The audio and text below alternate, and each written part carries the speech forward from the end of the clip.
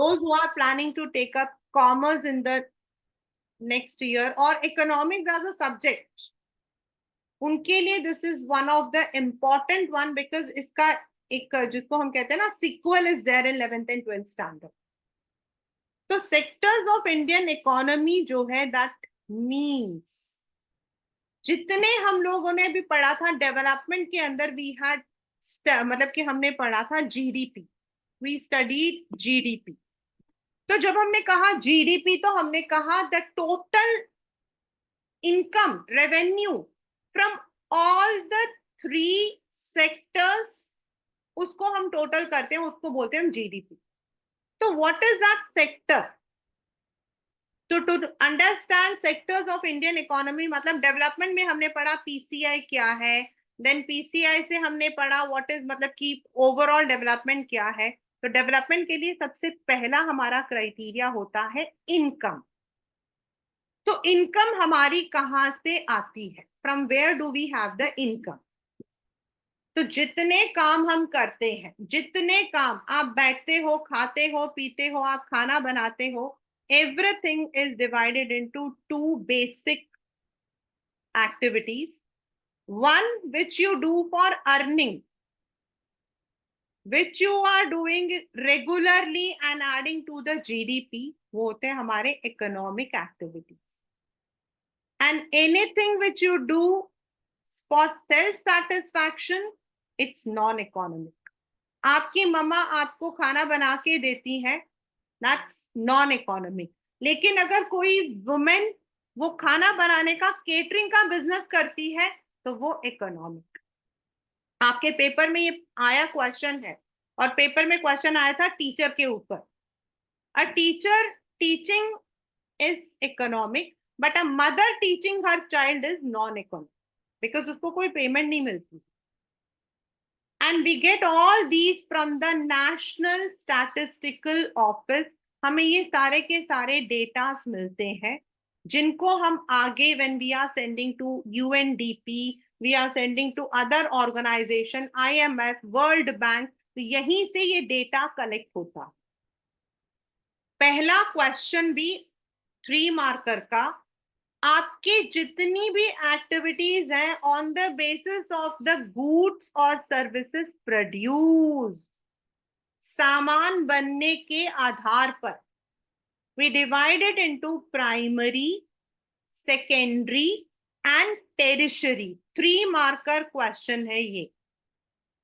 Primary is anything which we get by exploiting the nature, agriculture, dairy farming, forestry, ये सब कुछ हमारा primary में आता है.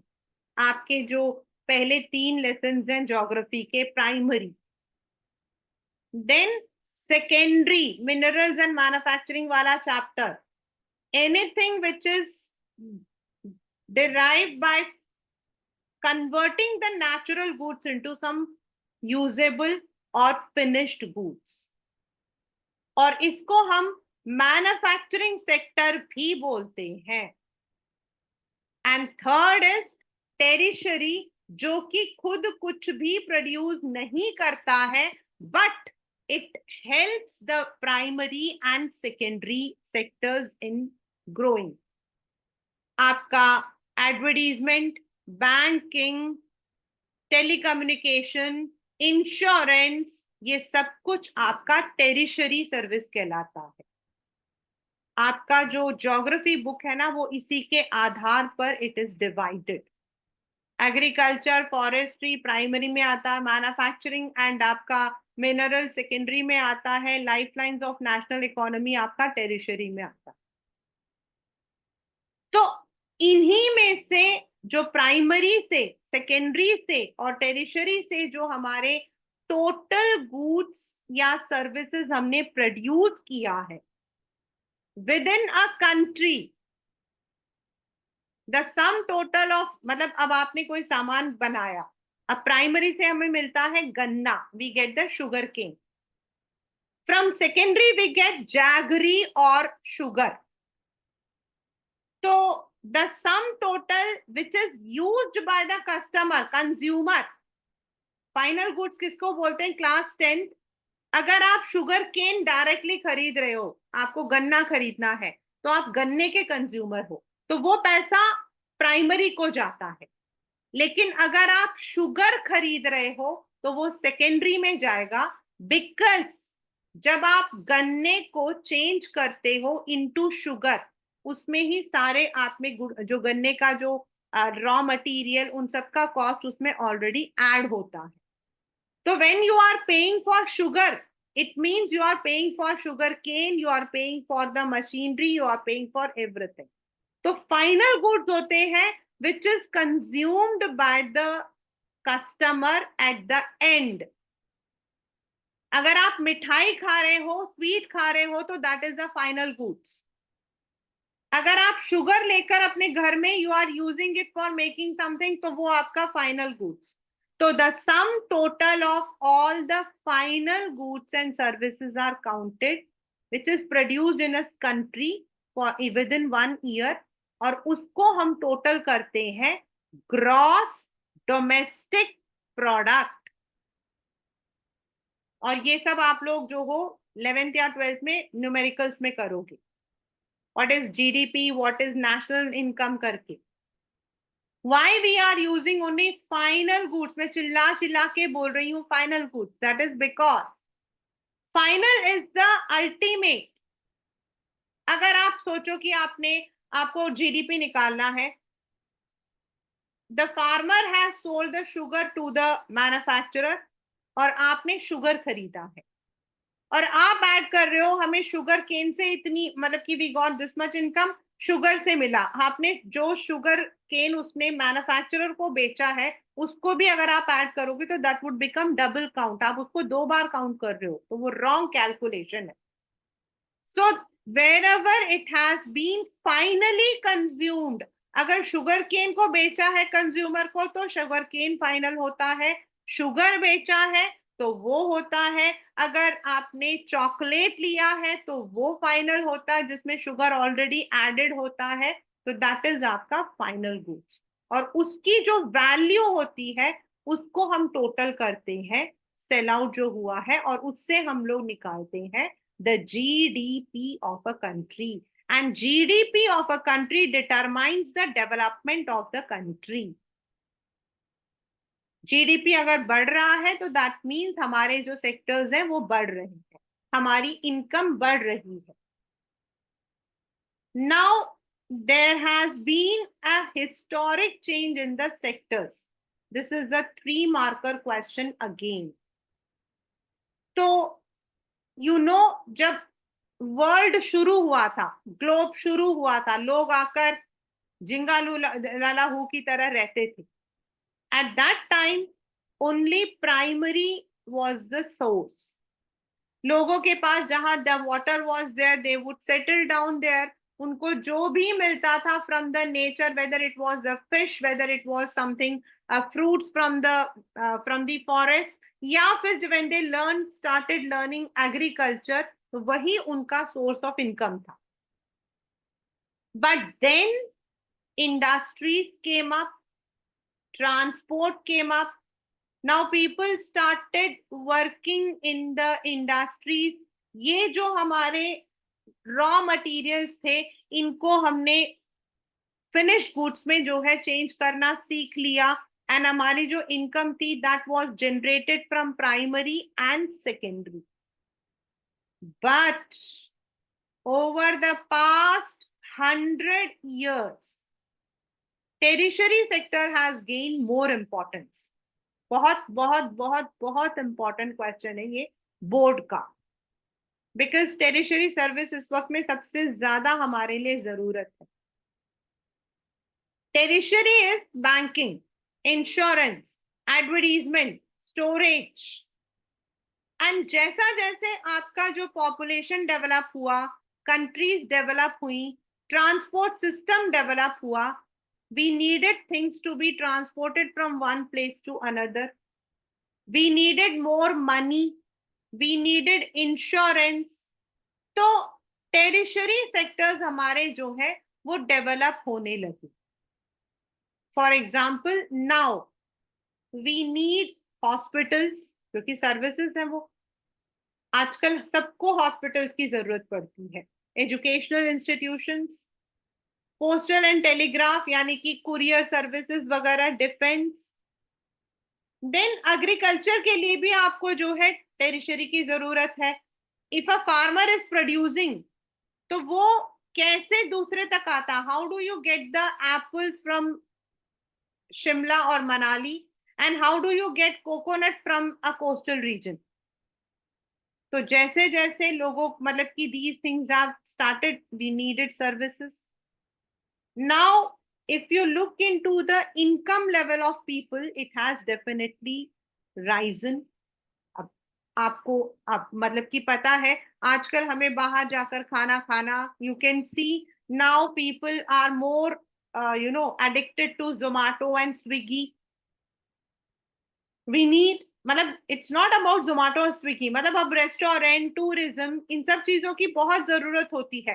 पहले छुट्टियां होती थी, I never knew what was May, मुझे इतना होता था छुट्टियां होती थी हम लोग कहीं घूमने जाते थे, हम नानी के घर जाते थे, बाद में कहीं घूमने जाते थे, हमारा प्रोग्राम पहले से बना होता था। Now tourism has become essential. हम नानी के घर नहीं जाते हैं, but we want to go somewhere, we want to rejuvenate. And then last 100 years में द आईटी यानी कि आपका information technology has also become important. अब हमें इंटरनेट की सर्विसेज की जरूरत पड़ती है, मोबाइल सर्विसेज की जरूरत पड़ती है। So tertiary sector is becoming more important in the for the past 100 years।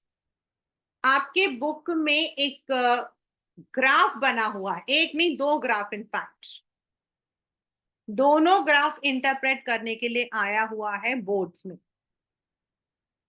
पहला ग्राफ कहता है the goods and services that is produced in the country, and अगर आप देखो, मतलब आप उस ग्राफ को पढ़ो, तो यू विल फाइंड 1973 में, उसमें जो ग्राफ है 1973 में, if you see, the primary was the maximum producer, primary was the maximum producer, and if you see tertiary, तो it was the least producer।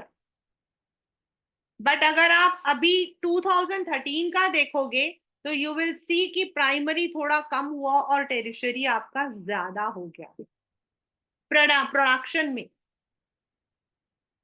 But on the other hand, अगर हम employment को देखते हैं, जो दूसरा आपका ग्राफ है नीचे दिया हुआ है, तो प्राइमरी पहले 56% एम्प्लॉयमेंट देता था, maximum people were employed in primary, and some people were employed in tertiary, and secondary आपका नॉमिनल रहता।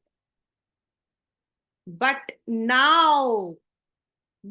नाउ ये जो ऊपर आपके कंप्यूटर स्क्रीन पर है, this is the new data. अगर आप अभी का देखो, तो primary is giving you 44% employment, tertiary is giving 25% employment, and 31% is tertiary, sorry, secondary is 25% and tertiary is 31%. This is मतलब कि इस सिचुएशन की वजह से we are not able to develop. How? प्राइमरी में आज भी 44% people are working out of 100। तो अब आपको मतलब कि एज अ क्लास 10 स्टूडेंट आपको लगेगा कि मैम तो क्या हुआ अगर कहीं पर एम्प्लॉयड है तो। The main problem is in primary you don't require this much of man power, आपको इतने लोगों की जरूरत नहीं है। इवन अगर हम इसमें से कुछ लोगों को निकाल के किसी और सेक्टर में डाल दें, देन भी हमारा प्राइमरी उतना ही प्रोड्यूस करेगा जितना कि वो अभी प्रोड्यूस कर रहा है, मतलब the production level will not be affected, but जो वेजेस है, जो सैलरी है, जो इनकम है, वो राइज होगा। Because in primary the income is very low. जो आपका प्राइमरी है उसमें इनकम बहुत लो रहता है। सेकेंडरी में it is okay optimal, but in tertiary the मतलब कि जो आपके सैलरीज वगैरह होती है वो बहुत ज्यादा अच्छी होती है। Why everyone want to become an IT engineer? Why everyone want to become a doctor? Why everyone want to go into the service sector? This is because service sector में पे ज्यादा होता है। लेकिन पैराडॉक्सिकली, आयरॉनिकली, उसमें अभी फिलहाल के लिए in India the employment level is low. We need more employment in tertiary services. Now, as I said, in primary, I told you that in primary, लोग काम करते हैं, but there are two situations. One is they are not required, they are disguised. आपके paper का 3 marker question है, you need to put it in a tabular form if it comes. Disguise का मतलब होता है आपको लग रहा है कि actually 44% people are working, but actually they don't need to work. उनके काम करने या ना काम करने से इनकम या प्रोडक्शन में कोई फर्क नहीं पड़ता। They are working because they don't have any other work. उनके पास कोई और काम नहीं है, इसीलिए they just work. They are helping hands. In the urban area, urban areas के अंदर आप मान लो एक दुकान में गए, मतलब आपके घर के पास एक छोटी सी दुकान है, आप उस दुकान में गए, आपने उस दुकान में जाकर मतलब सुबह देखा, आप सुबह लेने गए, दूध लेने गए, कुछ लेने गए, एंड आपने देखा कि uncle was sitting and uncle was selling the things. दोपहर को आप गए तो आपने देखा अंकल एंड आंटी दोनों बैठे हुए। नाउ वहां कस्टमर्स ना तो इतने सारे हैं और ना ही दे रिक्वायर, अगर वो अंकल कहीं और काम करें और आंटी दुकान को संभाल ले तो they can get double income, but because they are not having any other work तो वो वही दुकान पे बैठे हुए। That is disguised unemployment. Their service is not required. Similarly, in the agriculture also you have this kind of situation जहां पर उनके सर्विसेज की रिक्वायरमेंट नहीं होती है, yet they work. अगर गवर्नमेंट जो है it is building canals, it is building some, मतलब वहां पर जो है it is starting with some projects, and इन लोगों को वहां पर एम्प्लॉयमेंट दे, तो मे बी इनका जो मतलब कि इनकम लेवल है वो राइज हो सकता है। नेक्स्ट आपका है कि not only disguise unemployment, agriculture is a seasonal business. Agriculture आपका सीजनल बिजनेस है। Not every time people need to work. We require when the sowing season is there, when tilling is there, जब मिट्टी को तैयार करना है तब हमें जरूरत पड़ती है, but we don't require it at all the time. In urban areas जब आपके मॉनसून वगैरह आता है तो कंस्ट्रक्शन के काम बंद हो जाते हैं। व्हेन कोविड था तो मोस्ट ऑफ मतलब ऑल द वर्क वाज, तो वो बेचारे जो वर्कर्स थे दे वर अनएम्प्लॉयड। अगर हम सेकेंडरी या टेरिशरी को इम्प्रूव करते हैं तो they may get job over there. This is next is तो how to create employment. How to create employment, पहले हमारे यहाँ था planning commission which was established by Pandit Jawaharlal Nehru, but now it's name is Niti Aayog. MCQ का question है।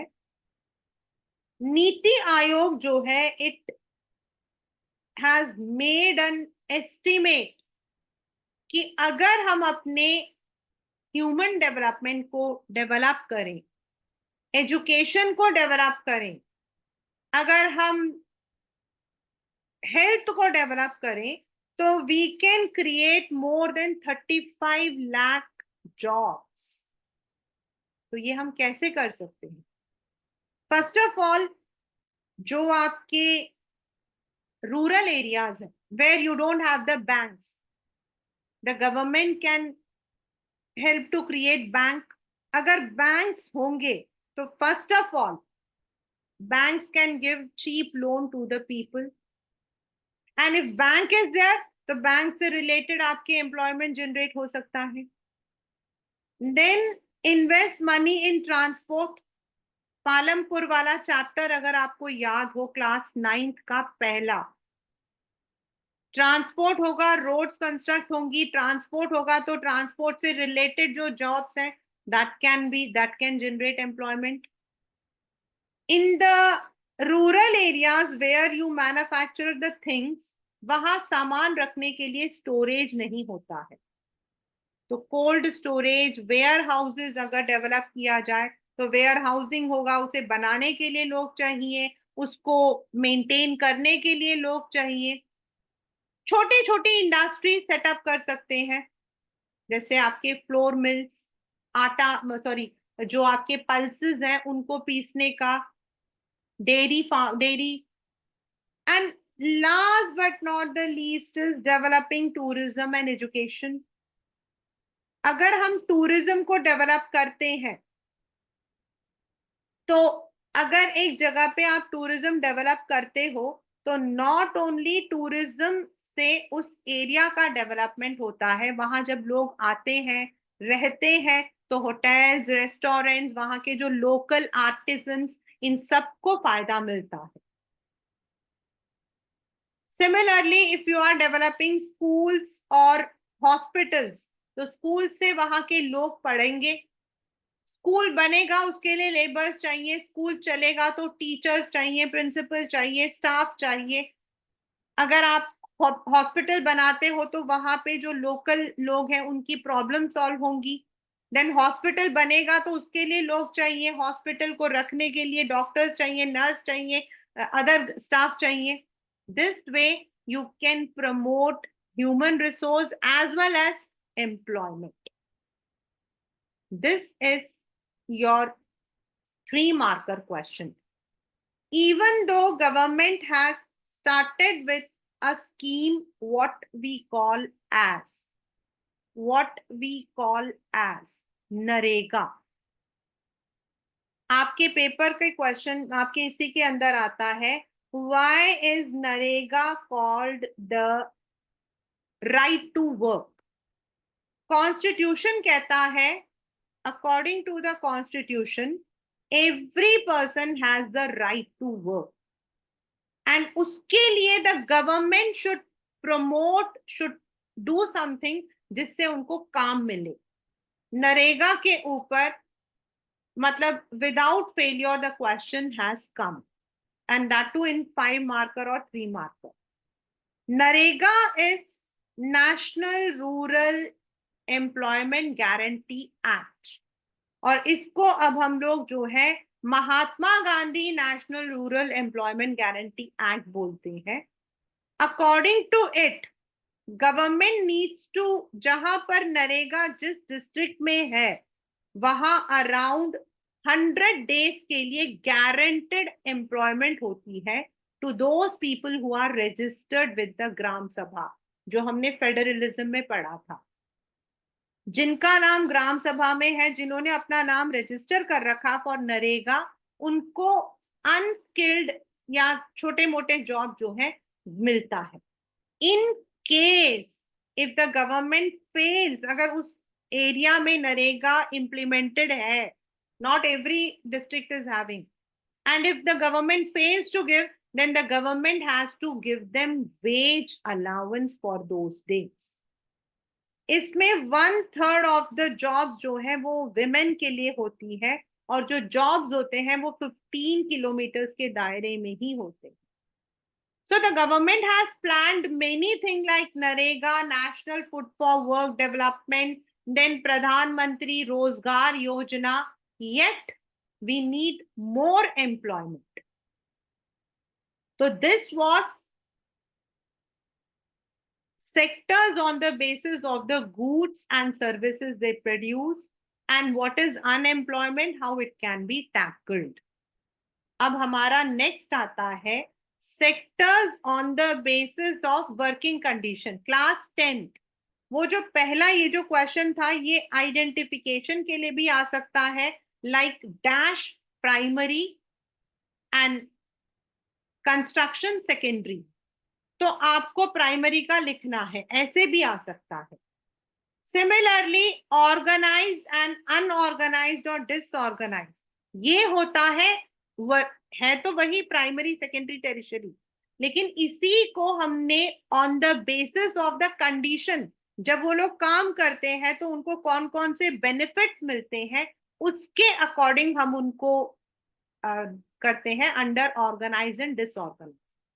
Tertiary, most of the tertiary is under organised. Industries आपके बहुत सारे डिसऑर्गेनाइज्ड में है, कुछ ऑर्गेनाइज्ड में, एंड प्राइमरी मोस्टली डिसऑर्गेनाइज्ड में, मतलब अनऑर्गेनाइज्ड और disorganised. Now, what is the difference between organized and disorganized? Again, a tabular question of 3 marks.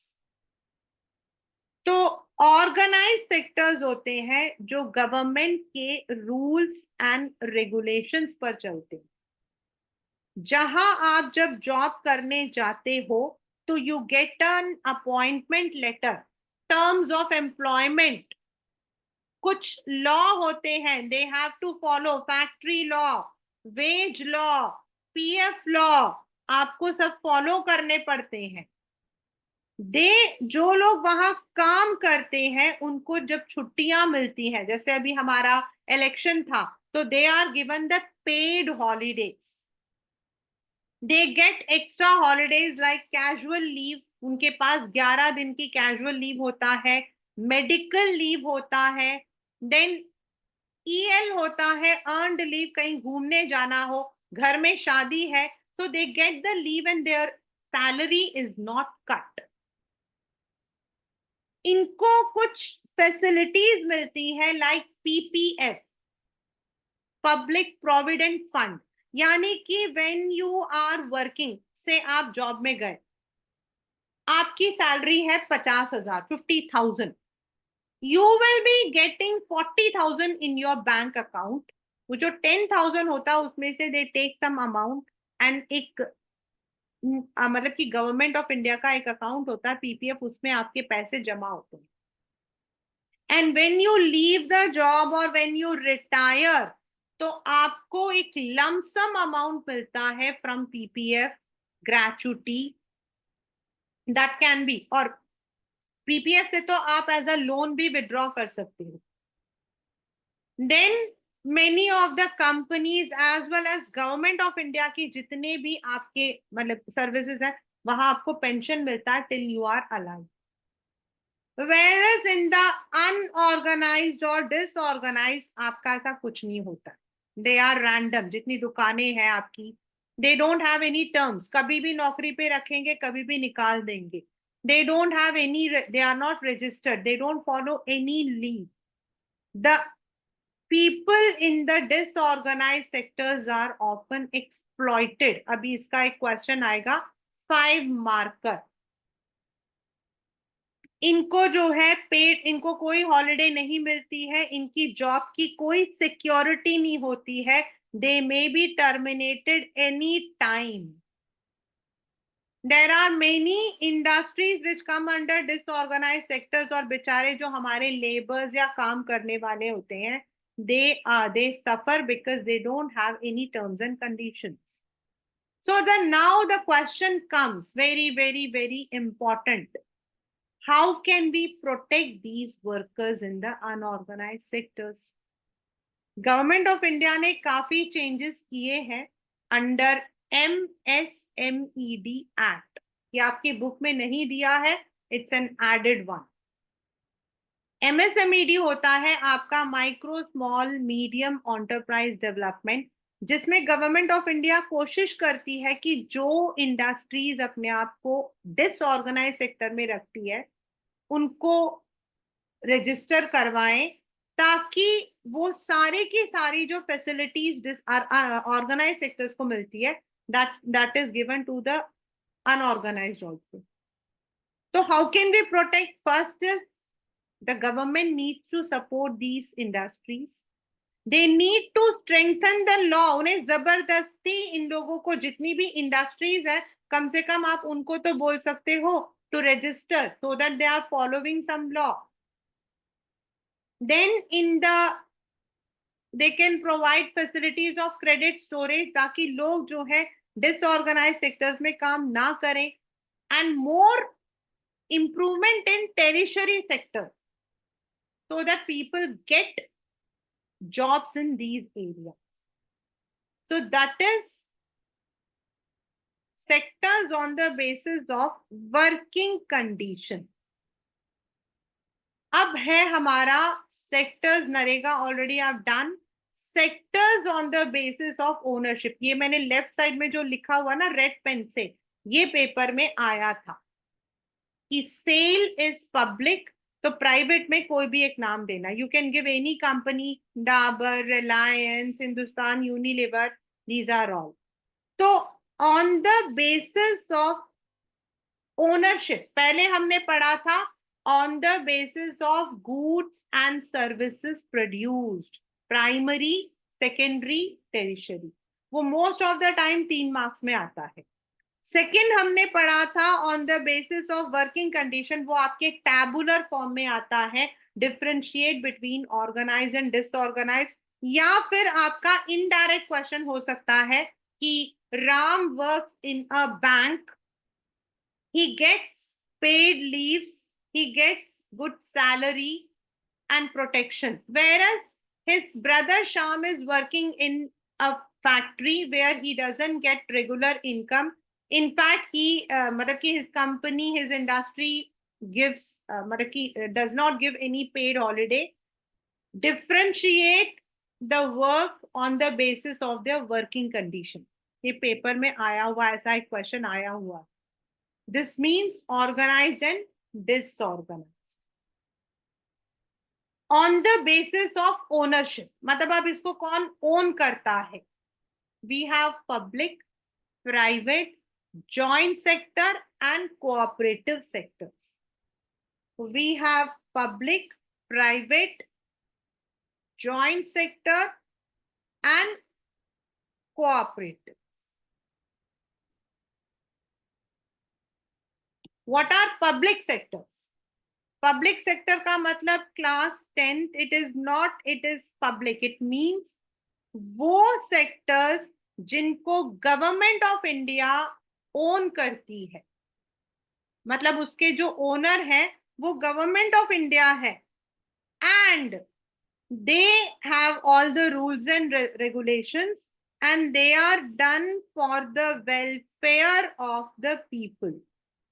मतलब ये जो सेक्टर है इसको लोगों के भलाई के लिए एस्टैब्लिश किया जाता है.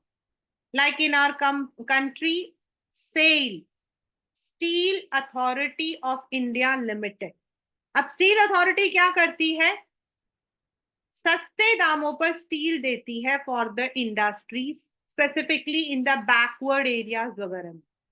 BHEL, भारतीय हेवी इलेक्ट्रिक लिमिटेड, ये आपके जो इलेक्ट्रिकल कंपोनेंट्स होते हैं उनको प्रोड्यूस करती है. वेरस आपके जो ओनर्स होते हैं, like anyone, like you, me, anyone, जैसे Tata, Ambani, Adani, which is owned by any private person, group of private people, उसको हम बोलते हैं प्राइवेट सेक्टर.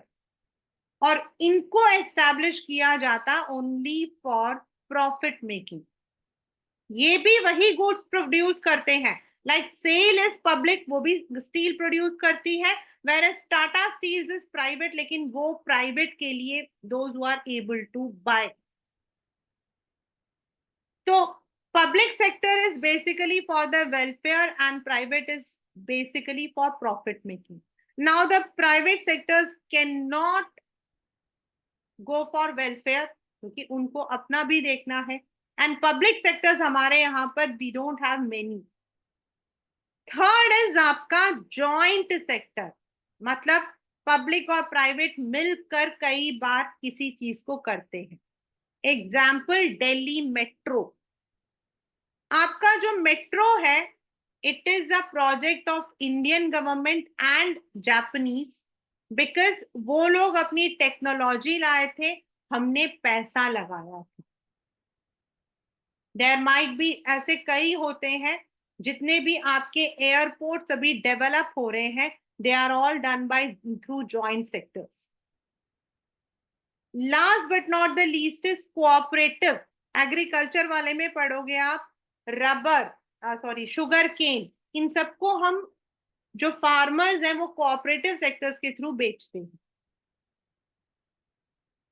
तो on the basis of ownership भी है, तो वही प्राइमरी।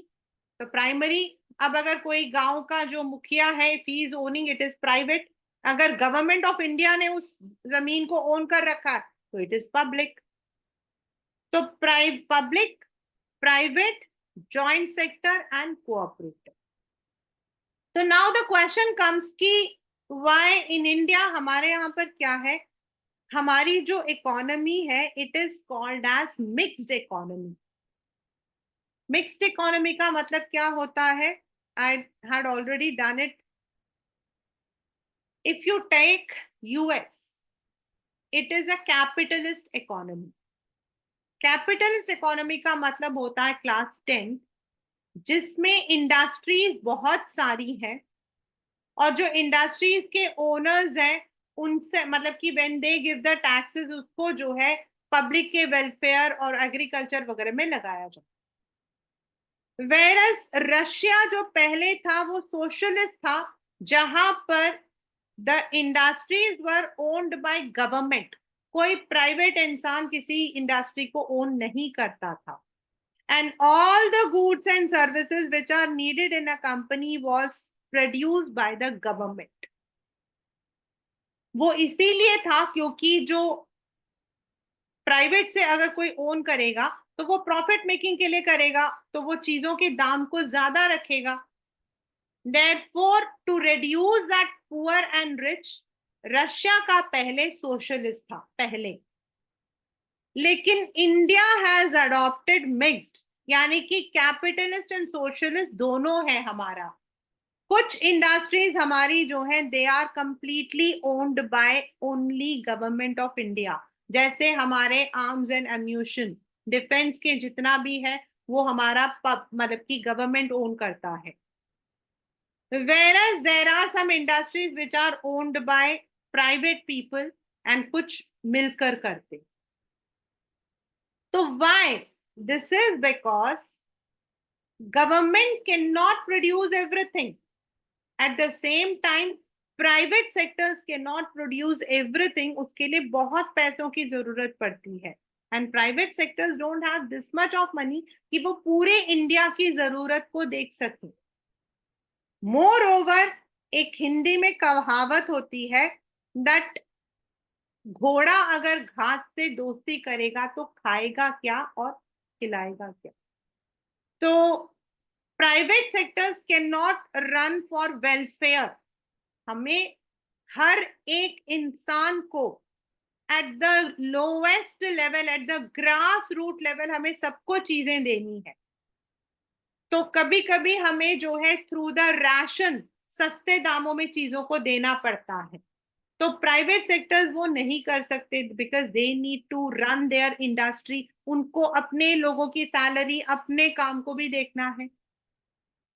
तो ऐसे में the government can give some subsidies, मतलब डिस्काउंट्स टू स्मॉल यूनिट्स, ताकि वो लोग जो है they are also able to produce.